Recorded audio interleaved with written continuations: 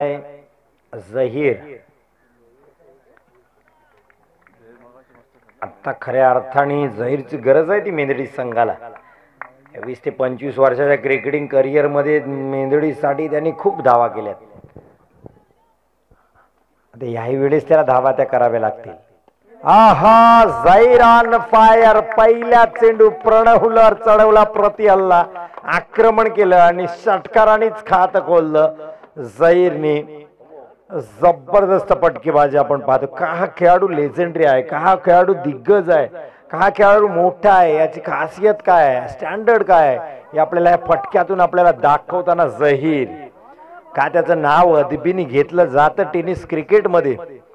श्रीवर्धन मध्ये जर टेनिस क्रिकेटचं ज्यावेळेस लिखाण होईल त्यावेळेस जहीरचा एक वेगळा चॅप्टर असेल, एक अध्याय लिहिला जाईल जहीरच्यासाठी, कारण जबरदस्त फलंदाजी. आणखीन एक बॅक टू बॅक जहीरच्या बॅट मधून येतोय षटकार. चेंडू सीमारेषा पार. अर्धा डझन धावा येत आहेत या एकाच चेंडूवर. जहीरच्या बॅट मधून धावसंख्या पोहोचवतोय 37. जबरदस्त फटकेबाजी. प्रणववर चढवलाय प्रति हल्ला. प्रणवला वाटलं ताबिशला आपण बाद केलंय, आता काम आपलं सोपं झालंय. मी म्हणेन ताबिशला बाद करून काम प्रणवनी केलं अवघड, कारण येणार होता जहीर. आणि जहीर किती खतरनाक आहे त्यांनी दाखवून दिलं. 2 चेंडूवर लगातार षटकार. तिसरा षटकार बॅक टू बॅक जहीरच्या बॅट मधून येतोय हा तिसरा षटकार.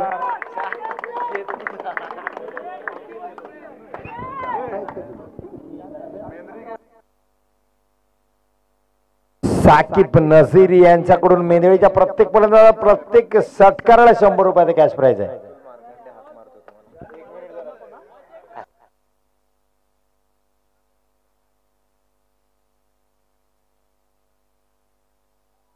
आणखीन एक दमदार षटकार. चेंडू सीमारेषा पार. जहीरच्या बॅट मधून 4था षटकार लगातारचा. काय फलंदाजी केली जहूरने. या सामन्याचं चित्रच बदलवलंय.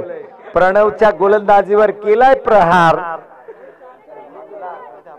400 रुपये आले ते जहीरच्या खात्यामध्ये. शाकिब नझीरी यांच्याकडून 5वा षटकार येतोय का काय. हो हो, बॅड लक. जहीरचा मला वाटतं डिक्लेअर एरियामध्ये मारलाय. 5वा षटकार, त्यामुळे एकच धाव मिळेल जहीर. या सिंगलनी धाव संख्या अर्धशतक पूर्ण होते एमसीसी